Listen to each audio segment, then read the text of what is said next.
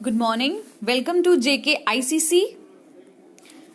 My name is Pooja and I'm here to teach you daily current affairs. So without getting a further ado, let's get started with the first news of the day is Kala Utsav. कला उत्सव ये एक initiative है ministry of human resource development का। ये एक initiative है ministry of human resource development का और इसको आज की डेट में कौन सी मिनिस्ट्री के नाम से जाना जाता है? Ministry of education.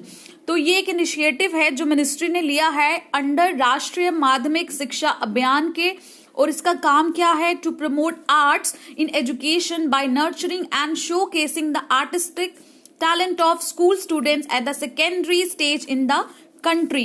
ये एक इनिशिएटिव है जो मिनिस्ट्री ऑफ एचआरडी के द्वारा लिया गया है और एचआरडी मिनिस्ट्री को आज के टाइम पे मिनिस्ट्री ऑफ एजुकेशन बोला जाता है। तो यूनियन मिनिस्टर ऑफ एजुकेशन कौन है? ये कमेंट सेक्शन में लिख के बताओ कि at present union minister for education जो है वो कौन है।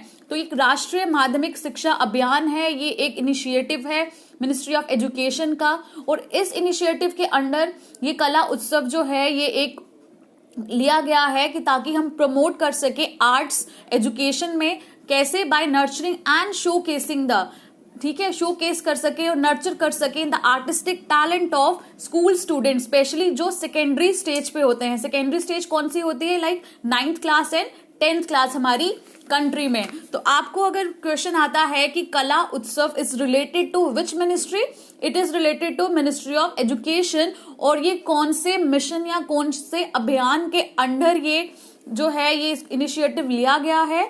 उस अभियान का नाम है राष्ट्रीय माध्यमिक शिक्षा अभियान।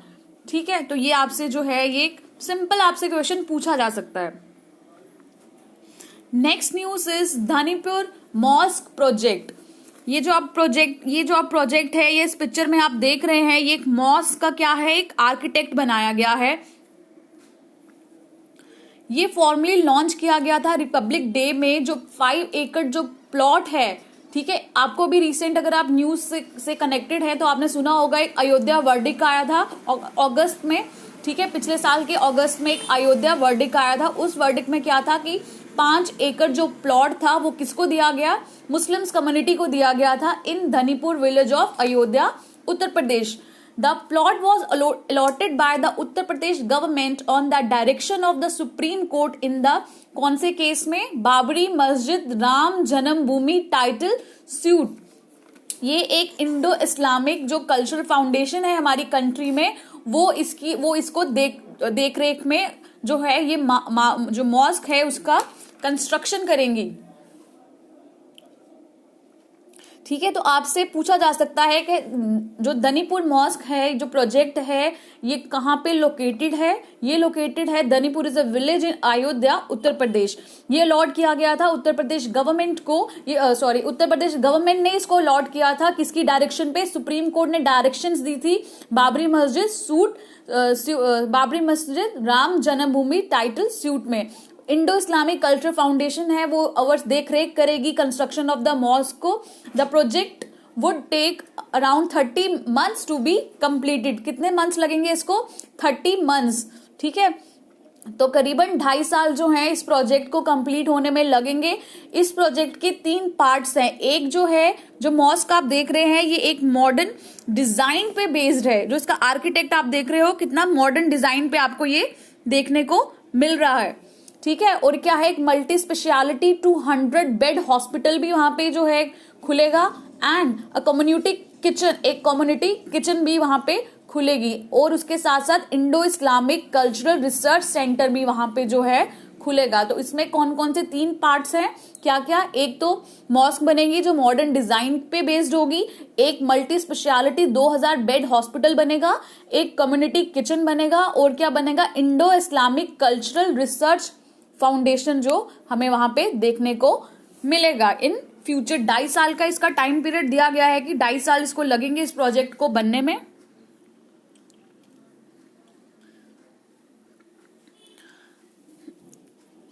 Third news of the day is Manjamma Jogati.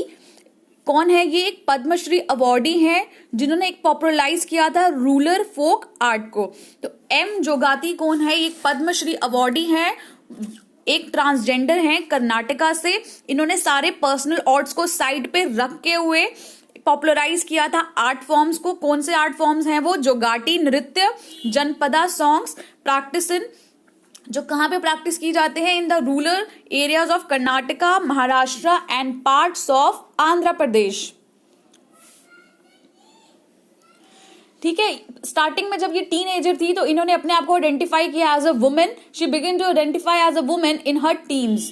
She was made a part of transgender community in rural Deccan that respect the fairy goddess Renuka. ठीक है, ये कम्युनिटी होती है, ट्रांसजेंडर कम्युनिटी है जो डेक्कन एरिया में, ये कौन से गॉड की पूजा करती है? उनका नाम है रेणुका यल्लुमा। ठीक है, रेणुका यल्लुमा, ये गॉडेस हैं। किसकी गॉडेस है? ये ट्रांसजेंडर कम्युनिटी की गॉडेस है। इनकी पूजा करी जाती है in the rural Deccan areas by the transgender community. Member of this community are considered married to the goddess. जो मेंबर है इस कम्युनिटी की, उसको कंसीडर किया जाता है कि वो मैरिड है इस गॉडेस से। The communities lifestyle and the plight of its member were highlight in the national award. 2009 में एक मूवी आई थी नेशनल अवार्ड विनिंग, एक मराठी मूवी थी, जिस मूवी का नाम क्या था? जोगवा। ठीक है, जोगवा क्या थी? एक मराठी मूवी थी जहां पे इस कम्युनिटी का पूरा लाइफस्टाइल जो था वो हाईलाइट किया गया, और ये जो मूवी को नेशनल अवार्ड भी मिल चुका है 2009 में। ये एक मराठी मूवी है जिसका नाम है जोगवा। ठीक है, तो आपके लिए क्या इंपॉर्टेंट है? आपके लिए ये इंपॉर्टेंट है जो M Jogati is a person, ठीक है, related to which field is a Padma Shri awardee who is a transgender. कहां से? कर्नाटका से। तो इन्होंने अपने आर्ट्स आर्ट्स को साइड पे रखते हुए इस पॉपुलराइज किया इस आर्ट फॉर्म को। जैसे जोगाटी नृत्य हो गया, जनपद सॉन्ग हो गया, जो rural areas of Karnataka, Maharashtra and Andhra में। तो अगर ये मूवी का नाम आता है, मूवी जोगवा इज रिलेटेड टू विच, तो ये एक कम्युनिटी के लाइफस्टाइल को बताती है। और इनके जो गॉडेस है उनका नाम क्या है? रेणुका यल्लुमा। ठीक है, एक गॉडेस है इनके। बोला जाता है कि जो मेंबर है इस कम्युनिटी के are considered married to this goddess.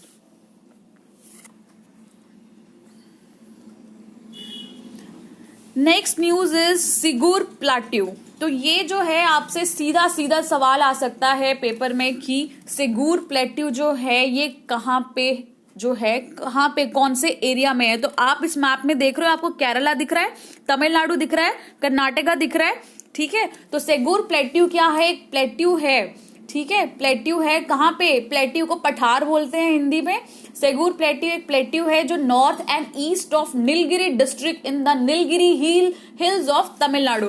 Nilgiri आप जो है गूगल अपने एटलस में लोकेट करके देखो नीलगिरी हिल्स कहाँ पे है। ठीक है, नीलगिरी हिल्स कहाँ पे है, और जो नीलगिरी डिस्ट्रिक्ट है वो तमिलनाडु में है। तो सिगूर प्लेट्यू जो है वो नीलगिरी डिस्ट्रिक्ट में है। ठीक है, मतलब उसके आसपास के जगहों पे है। ये कनेक्ट करता है वेस्टर्न एंड ईस्टर्न घाट को, और इस जो यहाँ पे ये जो एरिया है ये सस्टेन करता है एलिफेंट पॉपुलेशन को और उनकी जेनेटिक डाइवर्सिटी को। It has the Nilgiri hills on it's south western side पे इसकी नीलगिरी हिल्स हैं। और कौन सी रिवर है? मोयार रिवर वैली है नॉर्थन ईस्टर्न साइड पे। कौन सी? Moyar river. Which river is? Moyar river. ये नॉर्थ ईस्टर्न साइड पे है इस प्लेट्यू की, और साउथ वेस्ट साइड पे नीलगिरी हिल्स है। ठीक है, तो एलिफेंट जो है वो क्रॉस करते हैं इस प्लेट्यू को in search of food and water. इसीलिए ये जो सिगुर प्लेट्यू था ये न्यूज में था। तो इसके लिए मैं आपको एक छोटी सी स्टोरी बताती हूँ। हुआ क्या, ये जो प्लेट्यू था, जो नीलगिरी डिस्ट्रिक्ट का जो डिस्ट्रिक्ट कलेक्टर था उसने एक नोटिस निकाला। उस नोटिस के अंडर क्या था कि जितने भी वहां पे लैंडलॉर्ड्स की जमीनें हैं, जो उसने एक एलिफेंट कॉरिडोर बनाने का सोचा। एलिफेंट कॉरिडोर क्या होता है? वो कॉरिडोर जहां से एलिफेंट जो है वो पास करते हैं। तो उसने बोला कि मैं जो अब यहाँ पे एक एलिफेंट कॉरिडोर बनने जा रहा है, तो गवर्नमेंट क्या कर रही है, आपकी जमीनें ले लेगी या खरीद लेगी, तो इसलिए आप जो है ये जगह खाली कर दो। तो इसके कलेक्टर के नोटिस से ये लोग जाते हैं कोर्ट के पास जाते हैं और पिटिशन फाइल करते हैं कि ऐसे ऐसे हमारी जमीनें लेने की बात हो रही है, तो सुप्रीम कोर्ट क्या करता है, एक अपॉइंट करता है एक कमेटी, ठीक है, किसके अंडर, नंदिता हजारिका, एक कमेटी अपॉइंट करता है, एक टेक्निकल कमेटी अपॉइंट करता है अक्टूबर 14, 2020 में, to hear complaints by land owners against the action taken by the Nilgiris collector which included arbitrary variance or acreage of the elephant corridor. तो उसके बाद सुप्रीम कोर्ट जो है उस कमेटी के बाद देखता है, upheld the Tamil Nadu government's authority to notify an elephant corridor and protect the migratory path of the animals through the Nilgiri biosphere reserve. ठीक है, तो फिर जो सुप्रीम कोर्ट जो है उसको हरी झंडी दिखा देता है कि अब जो है यहाँ पे एलिफेंट कॉरिडोर बनेगा और जो वहां के लैंड ओनर्स हैं उनको जो है अपनी जमीन जो है वो सरकार को बेचनी पड़ेगी। तो एलिफेंट कॉरिडोर क्यों बनाया जाता है कि जो एलिफेंट को पैसेज देने के लिए जो कॉरिडोर बनाया जाता है, क्योंकि एलिफेंट जो है वो बहुत मात्रा में यहाँ पे देखने को मिलते हैं इन सर्च ऑफ फूड, वो लोग यहाँ से पास होते हैं in search of food and water. तो इसीलिए जो है अगर हम इन्वायरमेंटल वाइज हम देखा जाए तो ये एलिफेंट कॉरिडोर जो है हमारी बायोडाइवर्सिटी के लिए बहुत ज्यादा इम्पोर्टेंट है। तो आप जो है नीलगिरी बायोस्फीयर रिजर्व को एटलस में लोकेट करें, ये आपके लिए इम्पोर्टेंट है, आपके इन्वायरमेंट पॉइंट ऑफ व्यू से आपके लिए ये चीज बहुत ज्यादा इंपॉर्टेंट है। जितने भी बायोस्फीयर रिजर्व्स होते हैं वो आपके लिए इंपॉर्टेंट है। Next news is the president's address. अभी जब हम, आपको पता है आज 1 फेब को हमारा जो अभी तक बजट सेशन हमारा पेश हो चुका होगा, सुबह 8 बजे ये बजट जो था हमारा ये पेश होना था और बजट सेशन हमारा स्टार्ट हो चुका है। ठीक है, तो आपको पता है हर साल जो है बजट जो है वो पास होता है। और बजट होता क्या है मुझे ये बताओ, मैंने पिछली वीडियोस में भी आपको बताया कि whether budget is mentioned in the word budget is mentioned in our Indian constitution और नॉट। तो अब हम बात करते हैं प्रेसिडेंट की एड्रेस की टू द पार्लियामेंट। तो एक आर्टिकल है, उसका आर्टिकल का नाम है 87 क्लॉज 1। कौन सा आर्टिकल? 87 क्लॉज 1। वो क्या बोलता है कि जब भी पहला सेशन होगा, कब? जब सरकार बनती है, नई सरकार आती है, जनरल इलेक्शन के बाद सरकार बनती है, तो पहला सेशन जो है वो कौन प्रिसाइड करेगा? प्रेसिडेंट जो होगा पहला सेशन प्रिसाइड करेगा। At the commencement of the first session after each general election to the house of people and at the commencement of the first session of each year. तो हमारे constitution के article 87 clause 1 में क्या लिखा है? जब elections के बाद पहली बारी सरकार का पहला सेशन होगा तब जो है पार्लियामेंट प्रेसिडेंट उसको एड्रेस करेगा। और हर साल जो पहला सेशन होगा, हर साल में जो पहला सेशन का पहला दिन होगा उसको भी प्रेसिडेंट क्या करेगा? कमेंस करेगा। प्रेसिडेंट एड्रेस करेगा दोनों हाउस ऑफ द पार्लियामेंट को असेंबल टुगेदर और इन्फॉर्म करेगा पार्लियामेंट को of the causes of his summons. तो ये न्यूज में क्या था, क्यों था? क्योंकि अब आपको पता है आज 1 फेब है, आज बजट पेश हो चुका है। अभी तक as many as 18 opposition parties ने अनाउंस किया है कि वो बाइकआउट करने जा रहे हैं प्रेसिडेंट रामनाथ कोविंद एड्रेस, ठीक है, to the joint sitting of the parliament at the start of the budget session. क्यों? इन सॉलिडारिटी विद द जो फार्मर्स प्रोटेस्ट कर रहे हैं अगेंस्ट द 3 फार्म लॉज, उनकी सॉलिडारिटी में ये सेशन है उसको बाइकआउट करने का कुछ 18 ऑपोजिशन पार्टीज ने अनाउंस किया है। तो क्या ये जो हमारा आर्टिकल 87 क्लॉज 1 है, क्या स्टार्टिंग में ही हमारे जो मतलब जब हमारा कॉन्स्टिट्यूशन बना, क्या स्टार्टिंग में ही लिखा था कि हमारा जो कॉन्स्टिट्यूशन के मतलब हमारा जो प्रेसिडेंट है वो पहले सेशन को जो आफ्टर द जनरल इलेक्शन उसको प्रिसाइड करेगा?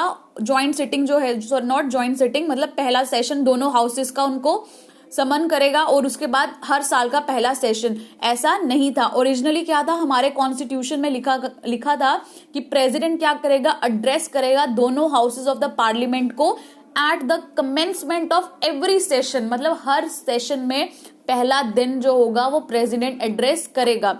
ये कब चेंज किया गया? ये चेंज किया गया बाय द फर्स्ट अमेंडमेंट। पहली अमेंडमेंट के बाद इस प्रोविजन को चेंज किया गया। अब क्या है? अब जो है प्रेसिडेंट कब करेगा?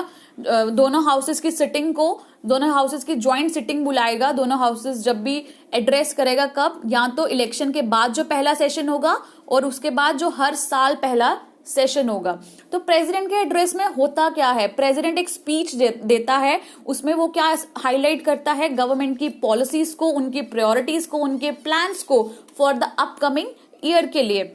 It is drafted by the cabinet. इसको ड्राफ्ट कौन करता है? क्या प्रेसिडेंट अपनी मर्जी से ये स्पीच देता है? नहीं, प्रेसिडेंट की ये जो स्पीच है ये कौन ड्राफ्ट करता है?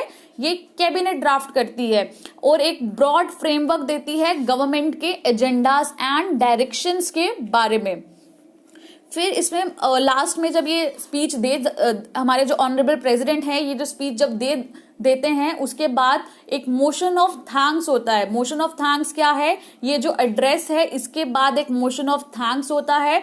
ये हर हाउस में जो रूलिंग पार्ट एमपीज है, रूलिंग पार्टी के एमपीज, ये वो मूव करते हैं। During the session political parties discuss the motion of thanks also suggesting amendment. तो आपसे पेपर में पूछा जाता है, क्या मोशन ऑफ थैंक्स के टाइम पे पॉलिटिकल पार्टीज जो है क्या सिर्फ उसको डिस्कस करती हैं, क्या अमेंडमेंट्स को सजेस्ट करती हैं? तो यस, अमेंडमेंट्स भी सजेस्ट होती हैं। तो क्या प्रोसीजर होता है इस एड्रेस का? जैसे प्रेसिडेंट है या गवर्नर है, गवर्नर अपनी स्टेट में डिलीवर करता है एड्रेस को, उसके बाद उसमें क्या होता है, डिबेट होती है। Debate take place not only on the contents of the address, खाली उस जो एड्रेस के कंटेंट्स है उस पर डिबेट नहीं होती, but also on the broad issues of the governance in the country. This then paves the way for the discussion on the budget.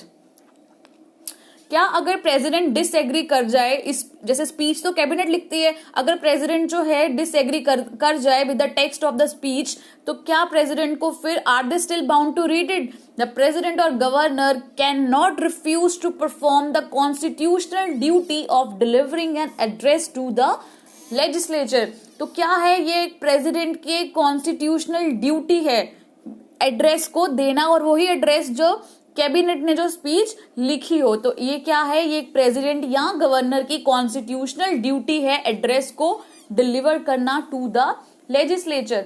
But there can be situation when they deviate from the text of the speech prepared by the government. आज तक ऐसा कोई case हुआ नहीं है कि president ने कभी जो है वो जो स्पीच लिखी गई थी बाय द कैबिनेट वो नहीं मानी हो। बट क्या हुआ था, एक बार 1969 में एक गवर्नर था वेस्ट बंगाल का, उनका नाम था धर्मवीर। उन्होंने 2 पैराग्राफ को स्किप किया था ठीक है, उन्होंने 2 पैराग्राफ को स्किप किया था, जो किसने प्रिपेयर करे थे? यूनाइटेड फ्रंट गवर्नमेंट ने प्रिपेयर करे थे। ठीक है, तो एज सच इनकी क्या है, ये कॉन्स्टिट्यूशनल ड्यूटी है किसकी? President and governor. तो क्या है, ये सब कुछ किसी और कंट्रीज में भी देखने को मिलता है president address? Yes, United state में इसको बोलते हैं स्टेट ऑफ द यूनियन। वहां पे क्या है, वहां पे प्रेसिडेंट जो है प्रेसिडेंट एड्रेस देता है, बट उसका वो जो उसकी कैबिनेट है वो उसको स्पीच नहीं लिख के देती, वो प्रेसिडेंट अपनी मर्जी से वो एड्रेस करता है। यूनाइटेड किंगडम में क्या है, इट इज रेफर, वहां पे क्या बोला जाता है, queen speech, and is a part of the ceremony to mark the formal start of the parliamentary year. तो ये जो बजट सेशन है ये आपके लिए बहुत इंपॉर्टेंट है। हम कुछ आने वाले 2-3 सेशंस के बाद हम बजट सेशन को कुछ उसके क्लॉज, जो इंपॉर्टेंट क्लॉज हैं उसको डिस्कस करेंगे। तो प्लीज आप जो है ये न्यूज जो है कंटिन्यूटी में सुनते रहे, कि पता चलता रहे आपको कि बजट्स में क्या क्या प्रोविजंस आए हैं। And budget is very important. अगर आपकी मैं एग्जामिनेशन पॉइंट ऑफ व्यू से मैं बात करूं या ऐसे भी मैं बात करूं, जनरली भी एक जो as a citizen of India it is your duty कि आपको पता हो कि हमारा जो बजट है वो क्या बोल रहा है, और जो हमारा इकोनॉमिक सर्वे है वो हमारी जो गवर्नमेंट की एक्टिविटीज, जो गवर्नमेंट ने एक साल में क्या क्या करा है और गवर्नमेंट क्या क्या करना चाहती है आने वाले साल में। तो as a citizen of India, as a good citizen of India, you should know the budget of your country. आपको सिर्फ एग्जामिनेशन पॉइंट ऑफ व्यू के सोचने से पढ़ने की जरूरत नहीं है, बट आपको फिर भी as a citizen of India आपको बजट के बारे में पता होना चाहिए। ठीक है, तो आप सबसे पहले मुझे कमेंट सेक्शन में लिख के बताओ whether the word budget is mentioned in our constitution और नॉट।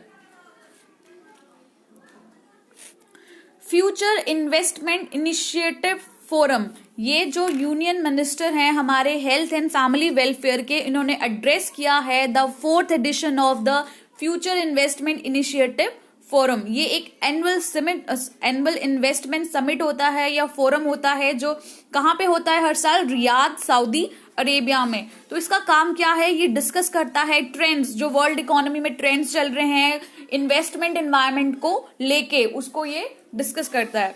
तो ये होस्ट कौन करता है, it is hosted by the public investment fund of Saudi Arabia. तो पहला इवेंट कब हुआ था, अक्टूबर 2017 में।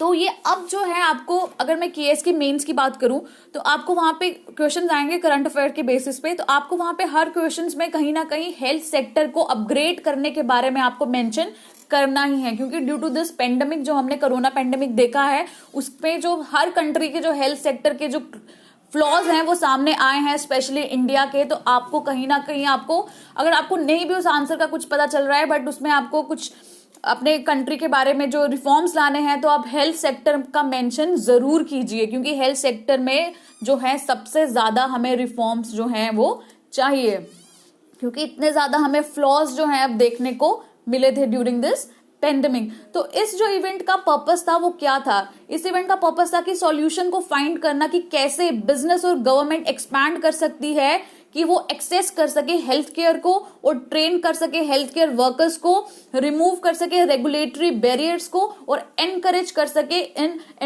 सके इन्वेस्टमेंट कहाँ पे, इन एडवांस हेल्थ टेक्नोलॉजीज में। ठीक है, तो ये फोरम जो था, जो समिट हुई है, ये हमारे यूनियन हेल्थ मिनिस्टर जो हैं वो मुझे कमेंट सेक्शन में लिख के बताओ कि at present union health minister कौन है।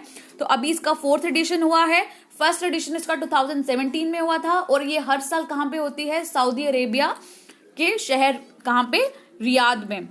तो इस बार इनका एजेंडा क्या था कि हेल्थ सेक्टर को लेके कि कैसे हम उसको इम्प्रूव कर सकते हैं, कैसे हम जो टेक्नोलॉजिकल बैरियर्स हैं उनको रिमूव कर सकते हैं, या रेगुलेटरी बैरियर्स हैं उनको रिमूव कर सकते हैं, कैसे हम इन्वेस्टमेंट कर सकते हैं कि हम एडवांस हेल्थ केयर टेक्नोलॉजीज को मतलब जो है वो हम एक्सप्लोर कर सकें।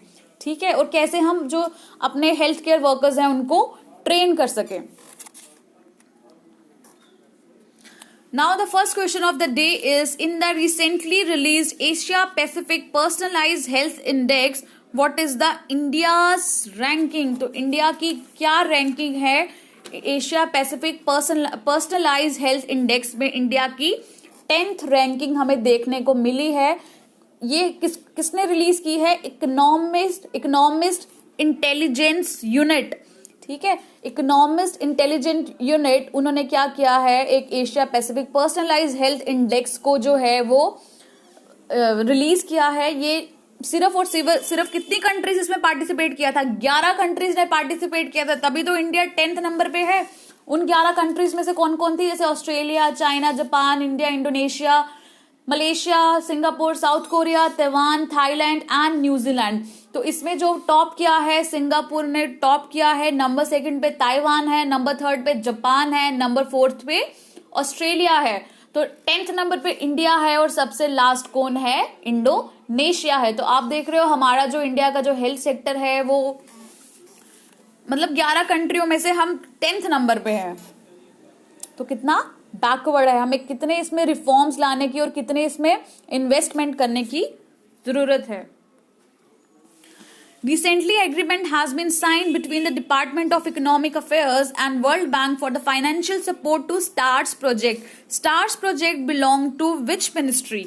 तो STARS project जो है belong to Ministry of Education. STARS project किसका है? Ministry of Education का है। ये एक centrally sponsored scheme है under the Department of School Education and Literacy, Ministry of Education. The START project stands for Strengthening Teaching, Learning and Results of the State.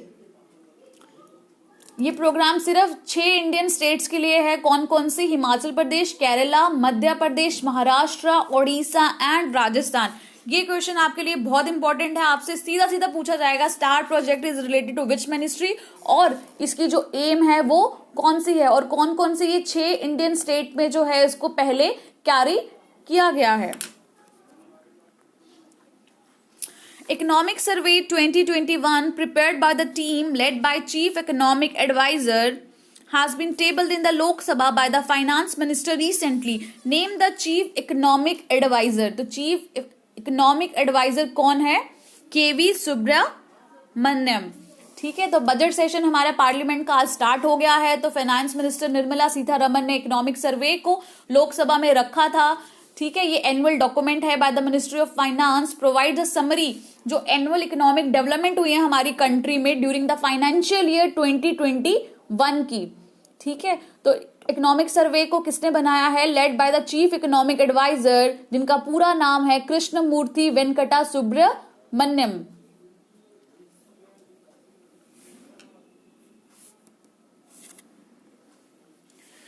Corruption perception index 2020 was released recently। ठीक है, it is prepared by which of the following. तो corruption perception index को किसने release किया है? इसको transparency international ने release किया है। इंडिया जो है वो 6 प्लेसेस स्किप हो गया है। अब इंडिया का रैंक 86 है। कितनी कंट्रीज में से? 180 कंट्रीज में से। तो ये जो करप्शन परसेप्शन इंडेक्स है, ये क्या बताता है कि कैसे जो कंट्रीज हैं वो रैंक किए जाते हैं, on what basis countries rank किए जाते हैं कि उनके जो पब्लिक सेक्टर जो करप्शन है वो जो है वो कितनी ज्यादा है, मतलब किस स्टेट में जो करप्शन जो है वो कितनी ज्यादा है। तो इंडिया जो है 2019 में इसका रैंक 80th था, अब इसका रैंक 86 हो गया है। ठीक है, तो ये बेसिकली किसके लिए है? ये हर कंट्री में जो अगर करप्शन हो रही है तो उस बेसिस पे जो इसका जो रैंक जो कंट्रीज को किया जाता है। तो बात आती है ट्रांसपेरेंसी इंटरनेशनल की। Transparency international is a government organization or NGO. It is a NGO, non governmental organization. ये इंटरनेशनल ऑर्गेनाइजेशन है और इसका हेडक्वार्टर कहाँ पे है? बर्लिन में। So that's all for today. तो प्लीज जो है आपको डिस्क्रिप्शन बॉक्स में इसकी पूरी डिटेल जो है आपको पीडीएफ फॉर्म में मिल जाएगी। तो आप प्लीज इस वीडियो को कमेंट करें, लाइक करें और ज्यादा से ज्यादा शेयर करें ताकि वो सब बच्चों तक ये वीडियो पहुंच सके जो फॉर द अपकमिंग एग्जाम्स, चाहे वो केएस है और SSB. So that's all for today. Thank you.